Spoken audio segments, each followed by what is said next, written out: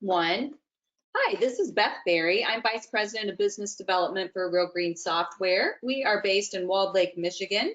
I am broadcasting live today from Indianapolis, Indiana, as most of the Real Green team are working remotely, other than a handful of folks who mind the facilities there for important tasks. In this series, we are bringing to you lawn care legends at www.realgreen.com/impact. Every single day at 11 a.m. on Facebook Live, we introduce that day's speaker. And today I have a real treat for you. It's my friend and colleague, John Perry from Greene County Fertilizer and Greene. I'm thinking I met John maybe about 5 years ago at conferences, and his Lawncology series is now one of the most highly rated pieces of content at the Real Green Users Conference. And if you know John and you've been to our conference or attended his sessions, he's hilarious. And what makes it so remarkable is he's very smart, coupled with that kind of humor. Like if you had been my science teacher in the 7th grade, John, I wouldn't be sitting here today. I'd be solving the world's problems because you're smart and you make it fun. So tell us about yourself and about your business. Absolutely. So as Beth mentioned, thank you, first of all, for having me on here. I really appreciate it. I know that we're all kind of adapting to some new changes in the world, so it's kind of fun to be able to do this. I own Greene County Fertilizer Company. Initially, that started out as a Greene spray service in Reno, Nevada, all the way back in like 2003. I was in the L&O side, started my first spray business, and started to really tinker with product and material. That became sort of highly desirable to other of my competitors in the area, which I started selling to, and eventually started a licensure of that particular brand, which was great during a recession. As a matter of fact, when that started to grow way back, grew during the recession time, and then started to really focus more on the product and developing new and more unique items for the lawn care industry, which led into the whole Greene County next line and kind of shot us out into orbit as far as our company growth has gone. It's been pretty fantastic. So a lot of years, most of my life in the lawn care side and the landscape side, and this is just where I am and where I'll be for hopefully a lot longer. One of the things that I have always thought is so remarkable about your business, for the length of time I was at Scott's Miracle-Gro as the director of customer service for the lawn service side, one of the most frequently asked questions all of the time, and we would take 20,000 inbound calls a day, was, do you have an organic offering? And certainly the general public has always wanted an organic, or what they may have perceived to be a healthier option. And Scott's at the time had those opportunities, but they actually didn't work. When I came to work at Real Green, I spent some time with Dusty Monty, that 1-2 tree, and he said, I want to take you to some properties, and they're in Miami, where I recall a PhD from Florida State telling me one time about Florida turf. He said, Beth, you're trying to grow turf on a peninsula, it's not going to look good. So this is how you can set expectations with customers. So we had always seen a mixed bag of results in Florida. We had 8 locations at the time at Scott's. And when Dusty took me to his properties that were being treated with your products, my mind was blown. I said, well, like, what else are you doing though to make this happen? So I became a believer that day, and I was not a believer until I walked on those lawns. And then not just in Florida, but throughout the country, we've had other customers tell us the same thing. So I'm a 30+ year industry veteran, and I do call what you've created very unique in terms of what I've seen personally in customer adoption. How do you think you were able to really differentiate in the quote organic space, and do you call it organic? Good question. So no, I don't call it organic space for us. When I first started, that was sort of the pillar I was standing on, or at least sort of to the natural side. It was during the more green movement, when everything was being pushed to be safer or all natural, or whatever terms they could use. But then there was also a lot of green washing going on and trying to make things that weren't particularly safe seem or appear that way. So I took a little bit of a different track with this. Now, if I really wanted to, I could take most of the materials, especially the soil amendments that we do, and get those labeled organic, and I could do that tomorrow. But I actually feel like, and some people disagree with me on this, but there's still almost a barrier of entry in the organic side of things where people just assume it's going to be more expensive because that's what they're used to. You know, they immediately you take organic and equate it to Whole Foods. Like that's just where the brain goes for a consumer. And then there's also the group that says, well, it is less effective as well if you start labeling things as organic. So overcoming those, I think, was really the most important piece, because for me as a lawn care owner operator to begin with, I had a certain goal that I wanted to accomplish, which was really tending to the soil and then really lowering the overall nutrient load that could potentially cause problems in waterways or you know, even groundwater over time. And you know, that's a sticky subject in and of itself, but my beliefs were based on we could do better and have a better and higher functioning lawn that was beautiful on considerably less inputs. And that's what we've been able to accomplish over the last coming up on 2 decades now, which has been really the big push. So a lot of my teaching and where I run with things is how we can take the sort of common industry ideals and say, if we adjust slightly down, if I'm able to show you that we've got lawns that are performing really, really well at half of the nitrogen load, that's a huge win because costs go down and so many other factors play into that. So that's been really where I've pushed from the environmental side, is pretty much trying to lower the amount of like non-source point nutrient pollution, which is a really big deal out there right now. Non-source point nutrient. Talk to me like Mm. I'm a 5-year-old, as Michael Scott would say. So one thing that I think probably most people, well, now more and more, we keep hearing about restrictions, nutrient restrictions, counties that are putting blackouts, areas of the country that are not allowing certain nutrients at certain times of year, minimizing the amount that are going. It's happening typically along the eastern seaboard is where we see that the most, is where you're getting the most. Montgomery County stuff, yeah. Mhm. And for the most part, these ideas that are being passed are very they're either completely overkill or ineffective, as actually we've seen in Florida for now almost a decade with blackouts. The water is probably even more polluted with nutrients than it was before they implemented some of these things. But you know, every year in the Gulf of Mexico, the Mississippi brings down a certain amount of nitrates and phosphates, and that's not necessarily from fertilizer. That's just what it's blamed on. And that causes a pretty huge hypoxic zone, which means there's no oxygen, which means there's no fish, which means there's nothing really happening in those zones. So I take a look at that. And again, I can't blame that completely on fertilizer, right? There's a whole lot of other things that are contributing to that as far as the ground, natural erosion, topsoil erosion, all of these other things.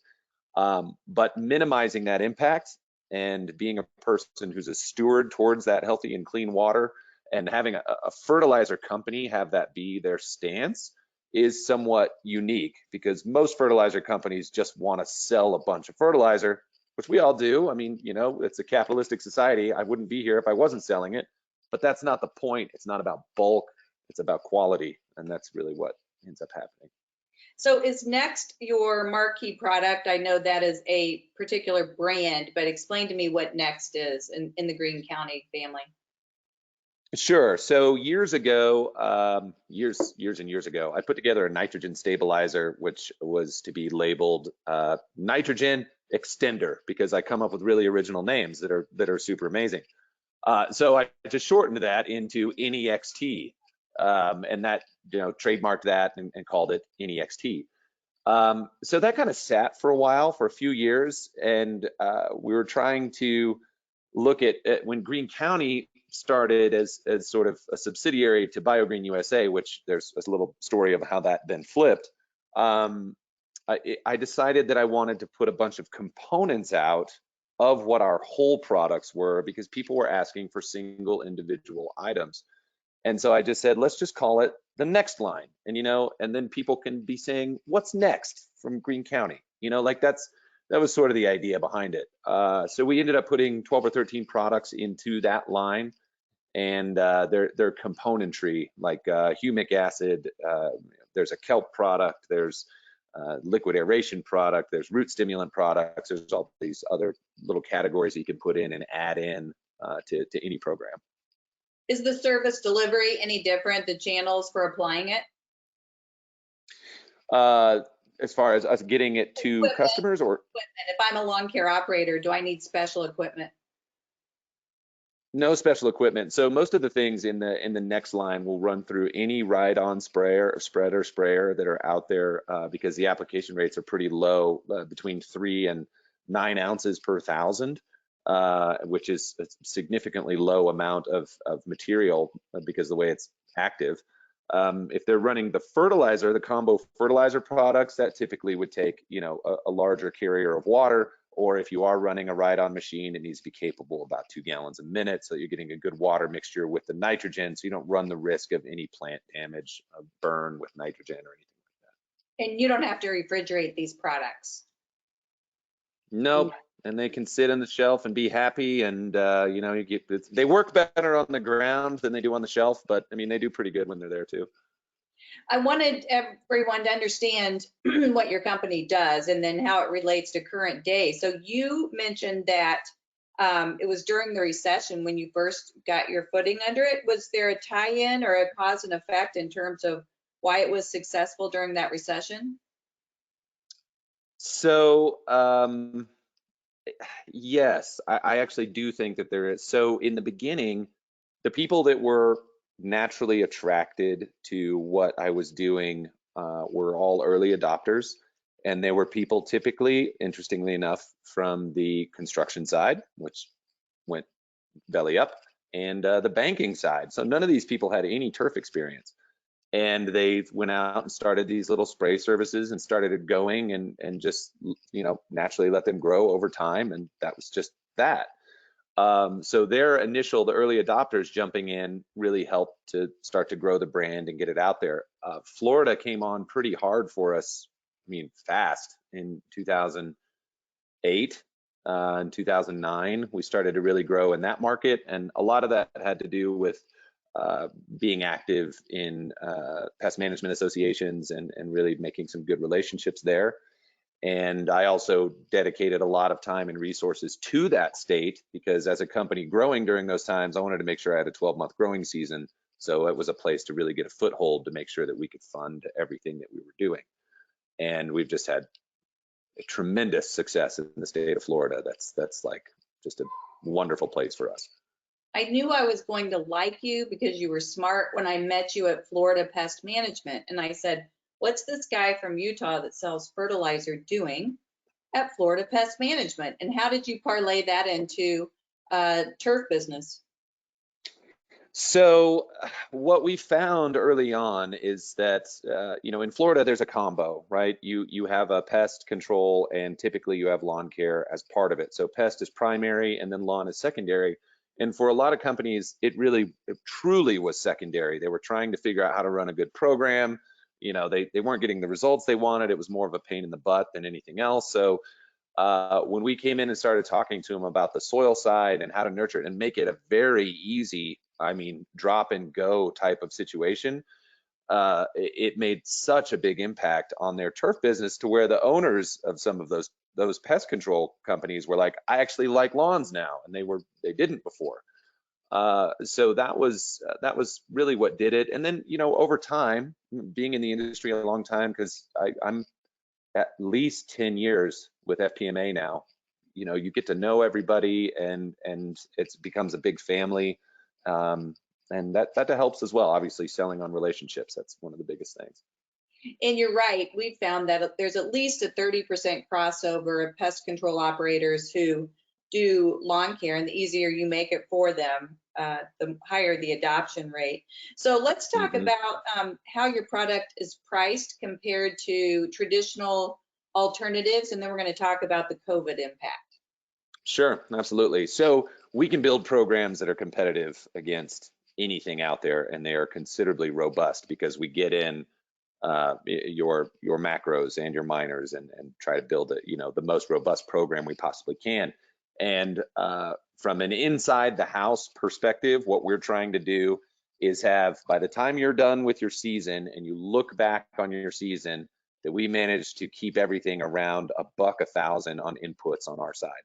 And Nice. that's the goal that we have. So we have some rounds that could be cheaper than that. We have some that would be slightly more. And by the end of the season, you look back and go, wow, this really came in well. And it becomes super easy to budget. In fact, we have not, the only material that we price out as a commodity is a product called In Charge, which is a 28% controlled release nitrogen. And then since that fluctuates with market, that one has changes throughout the season. It could go up, it could go down. Just like any other nitrogen source. The rest of it, I haven't done a price increase on ever. So it's just been there. Yeah.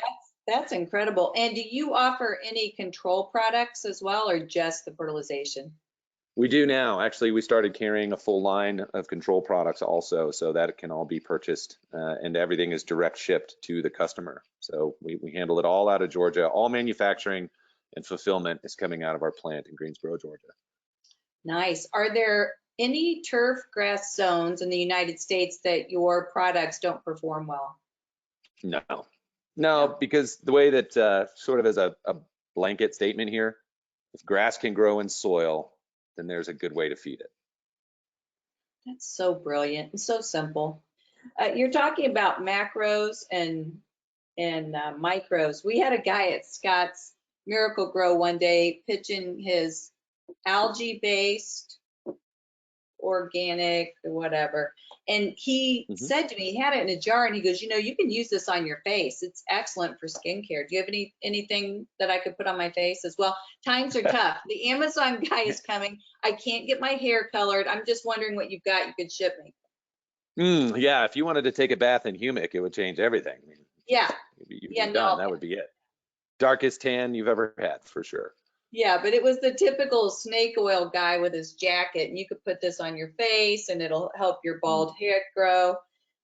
You've come a long way, baby. So let's talk about March 3rd, which seems like 6 months ago. The world was a different place for me, but I am the member chair for National Association of Landscape Professionals, and we had a workforce summit because on that day, unemployment was -0 and practically, and you couldn't get any employees to do the work we needed. And we were talking about how do we as an industry attract more college majors and more folks to enter as a career. And one of the aha moments for me, Andrew Bray, their VP of Governmental Affairs, said this, and it was so true, that when they had tested, not they and ALP, but the industry as a whole, when they were testing the names of jobs in lawn and landscape, chemical lawn care, installation, maintenance, they weren't getting a lot of traction with the millennials and Gen Zs that were looking for new careers until they changed the word to environmental managers. So now this is painting a picture for someone on Indeed that's looking for a job. Oh, an environmental manager, and I've got a degree in Fort. It just, I think, was a different mindset. And really, on March 3rd, what we all agreed, yeah, we're all going to start calling it that. But I think from a consumer psychology perspective, it's going to be really important as we move forward with the new world order in terms of COVID and even post-COVID. There's a sense that the American population will be more sensitive to what's being applied on their homes and what is essential. But I like that environmental management. And on that day, I thought about you because it seems like that's a big piece of what you've been pushing for a long time. What are your thoughts on changing? We're now environmental managers instead of lawn and landscape. I think that's wonderful. In a way, I think a couple things that you said in there, the idea of having a name change or at least a feeling change about something, it goes from sounding like you're about to get out and be sweaty and working all day into actually caring for something, which I do think there is a lot of that in this new mindset as far as finding good employees. I know that people will be paying attention to the companies that are considered essential right now. I don't know what you've seen around the country, if it's different from what I've seen, but so far, pest control and lawn care, they are continuing to work. They are continuing to bill, and they are continuing to sell customers. Their companies are still growing even throughout this, which has been obviously something I've been paying very close attention to, because this is all goes together. But right now, I mean, it just seems to be clicking along while everything else is shut down. My friend Larry Ryan, Ryan Lawn and Tree, I said to him a couple weeks ago, Larry, this is the absolute worst few weeks of the year for this to have happened. We have pre-emergent crabgrass control that most companies use, with that window ending in May. And he said, Beth, it's the best period because people are going to be home engaged on the lawns at a time when they care about how it looks. Outside is the safest place they can go. And it really is capitalizing on this opportunity. And to your point, today is April 6th that we're recording this.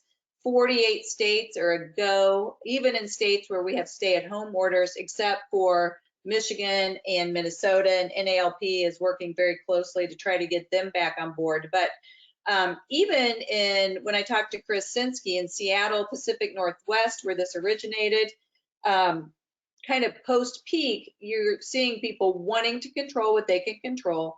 They are at home and they are pro lawn care. Where we are seeing sales are slightly off, cancels are slightly ahead, and production is almost on track because we got an earlier start in most places. It's overall a very positive story as of April 6th. And of course, there's two aspects of it. You have the COVID health aspects where people are at home, their stay-at-home orders, and they're concerned about the health and well-being of their loved ones and not wanting to put a workforce at risk. But I think NALP's done a terrific job of suggesting we are the original social distancing occupation, so we're pretty good there.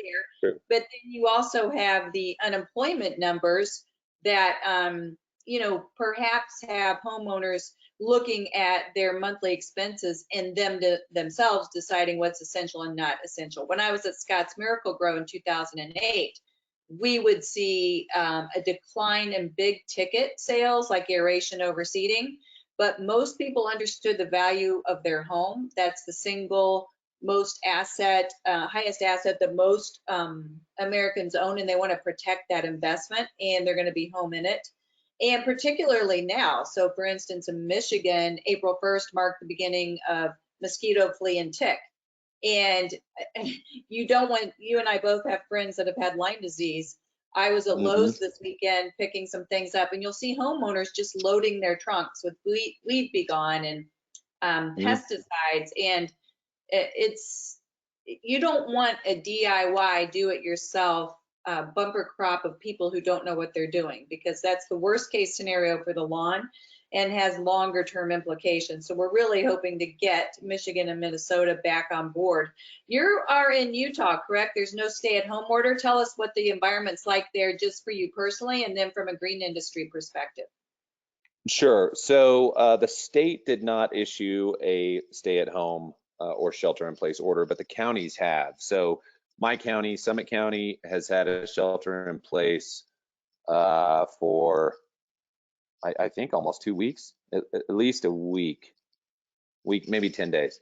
Okay. And we were already on a highly recommended stay at home prior to that for 2 weeks. So we're coming up really quickly on 4 weeks now, because I believe my kids got out of school. This would be the 4th week that they're out of school. So it's up here, we had a high amount per capita of infections, but it's a small county, 41,000 people. I think maybe we have 180 cases, maybe something like that, but high precautions. Salt Lake County started a shelter in place idea as well, like in the last week or so. The biggest things that I've seen, well, it's very quiet. It's very, very quiet, the outside, but people are outside, which is very cool. I'm loving seeing the not gathering, but more people running and biking, and they're out there in their yards, they're doing this, they're doing that. And that's been really cool. So there's some pretty interesting positive impacts. I know all of the lawn care guys that are down in the valley are rocking and rolling because I'm still supplying a good amount of customers down there, and that's a good part of my business here. So I still have to see and interface with people every now and again, but it's like once a week. And again, you know, distance is key. Otherwise, I'm here at home and working like this.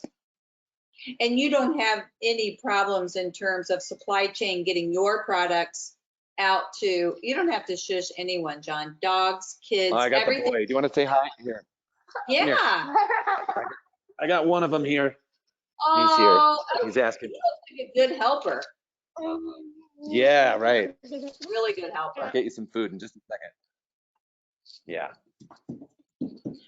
So you don't have any issues getting your products to your customers who are needing them now?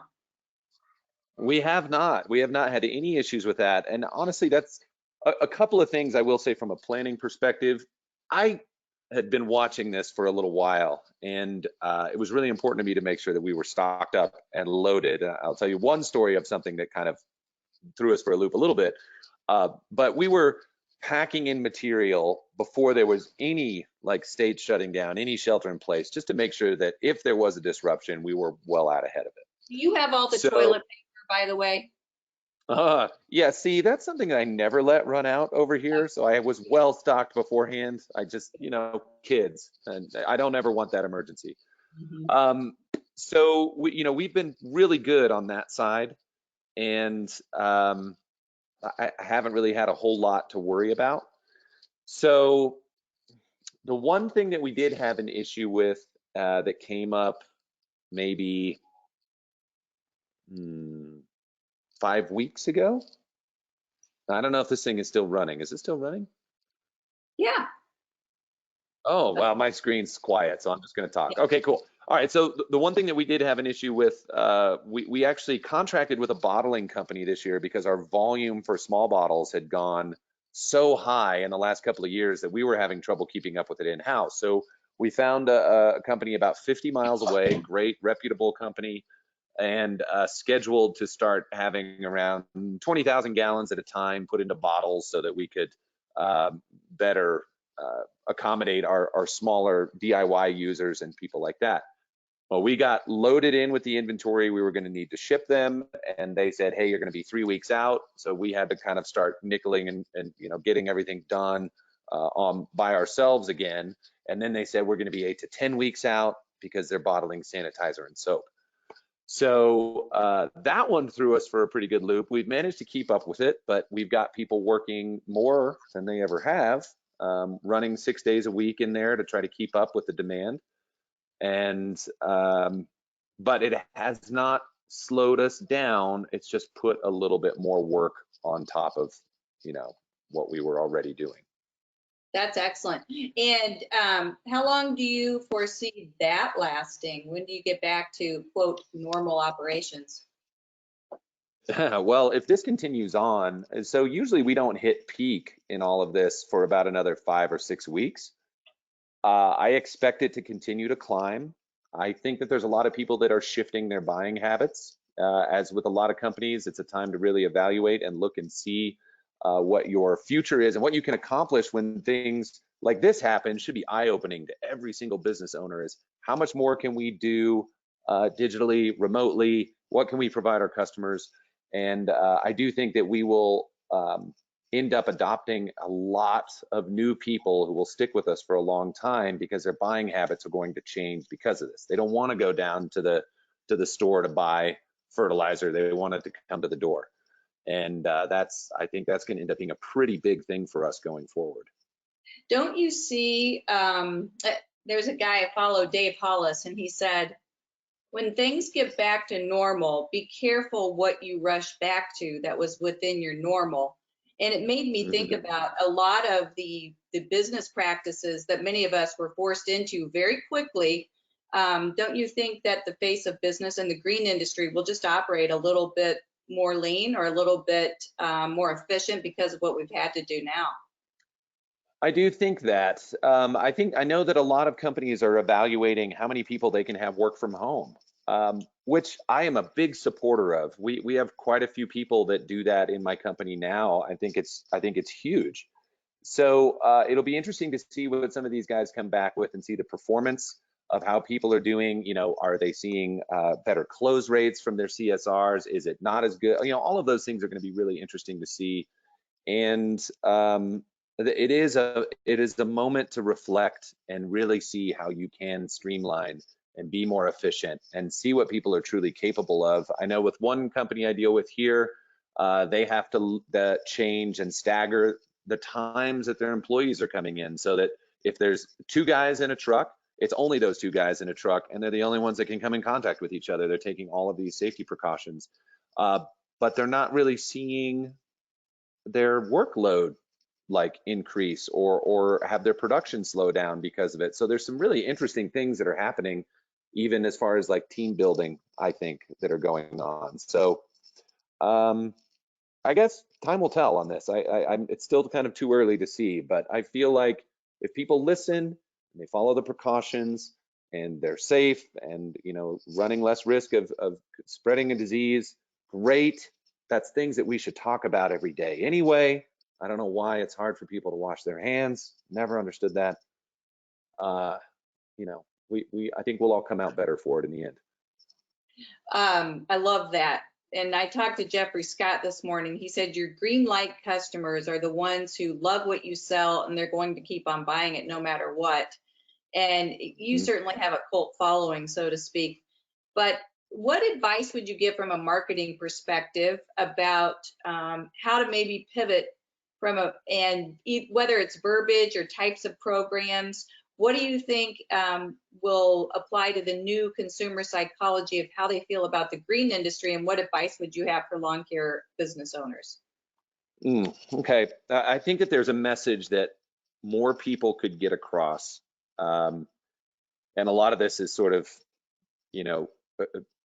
maybe even grandstanding problems in the chemical world, with what we've heard about with certain chemicals that maybe they cause cancer, maybe they don't cause cancer, whatever. None of that stuff really matters, but it's been put out there in such a way that people know it and they hear it and they're scared about it, which is a shame.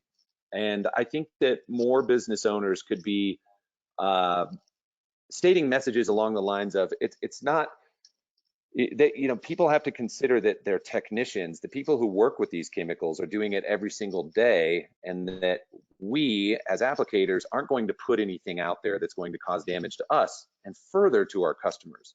So I think that a safety is paramount type of talk is really good.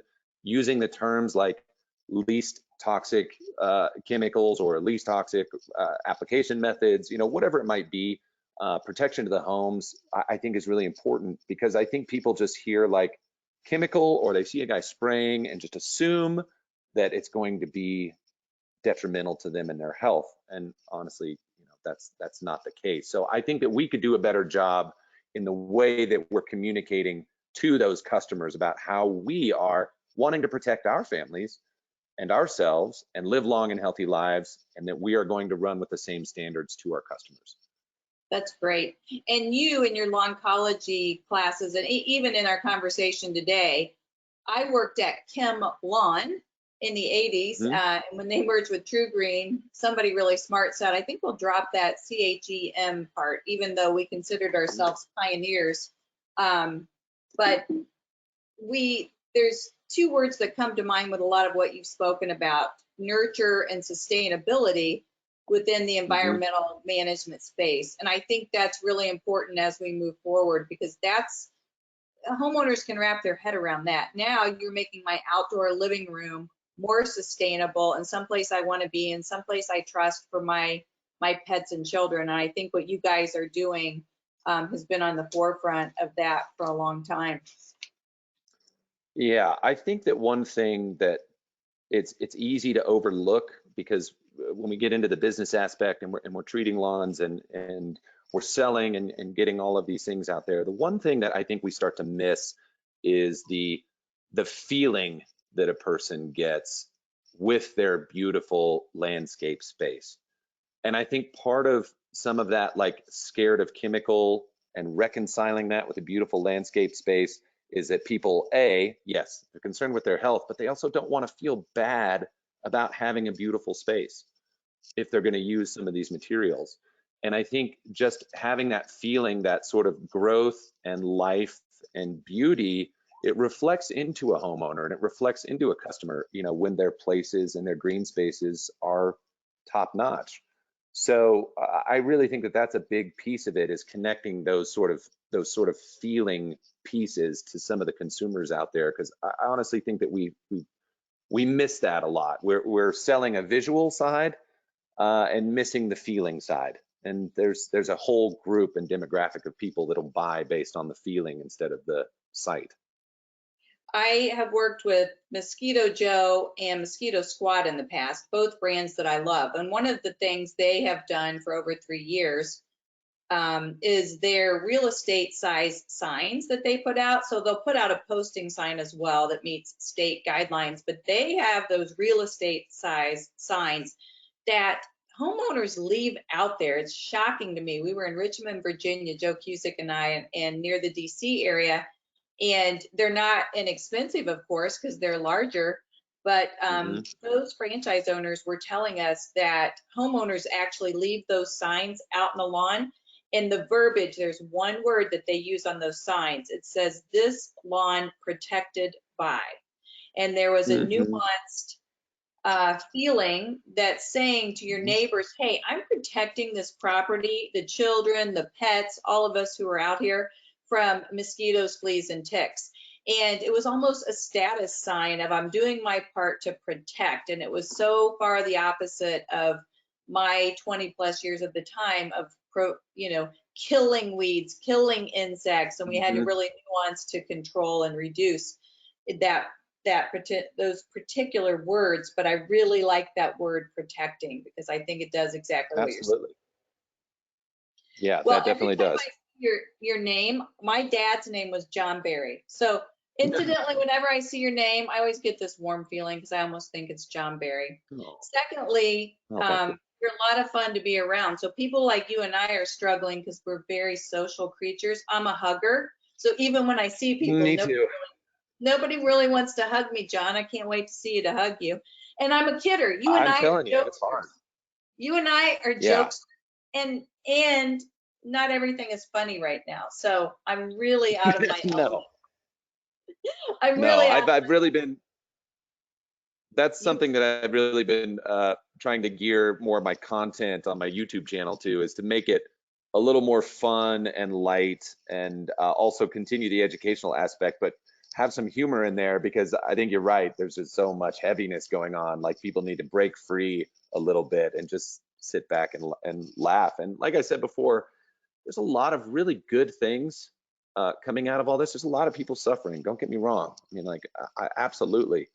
And there's this, family aspect that's happening again, and people are engaging more with what's going on in their households. And I think that I hope people don't forget that, I guess, is what I'd like to say, is don't forget it. When all of this passes, don't forget these moments. I had to reflect this weekend and tell myself that the quarantine is a gift. It gives me a Hmm. lot of one-on-one time with my 22-year-old daughter that would be in a bar in Bloomington, Indiana right now if she weren't stuck with me. And we've made the best of it. My house has never been more meticulously organized. And even the way to connect online, you and I wouldn't have done this today. I get to meet with my Nope. coworkers every single morning at 8:30. I don't get to see Joe McPhail or Bill Noonan or that crew every single day because I travel. Hmm. My sons, we're now FaceTime all the time, where we didn't used to do that. So you're right, Yep. there are some nuanced best practices from a family and friend perspective that you do hope continue. There's two things that most people don't know about you that I just Okay. love. One, you're a phenomenal musician. So the first time I saw you with Oh, a guitar, I was thinking Steve Martin. And because I think you're funny, I thought it was going to be a Saturday Night Live skit, which I was all about. But you are a phenomenal musician. And you're very modest about that. And I, for one, really appreciate your music, and I have enjoyed it this week. It was just a small thing, but I wanted you to know I do appreciate your talents. And the other thing people may not know about you is you're a phenomenal dad. And in my Mm, book of people, that rate's pretty high. Like I've seen you with your kids and your family at a lot of events. Unfortunately, a couple mhm. of them are probably going to end up with your sense of humor because I've seen that. More But than likely. Yeah. you've got a great family. You're a phenomenal father, and I want you to know that anyone who's ever around you sees that, and that means a lot to me. And I appreciate you being my friend. Oh, thank you, Beth. I really appreciate all that. You make me tear up. Now tell us where's your YouTube channel and what's the best way to reach out to you because you provide really cool content every day. So, Lawncology on YouTube. It's youtube.com/Lawncology. You can find that. So that's one space. I also do on lawncology.com. You can sign up for a blog type of thing that I do every month and put some information out there. So a lot of good information on there. And then we also have for the non-professionals, we have another YouTube channel that I kind of jump back and forth on, which is our next DIY channel, which we're trying to educate more and more people who do use products at home on how to do it properly, which is fun.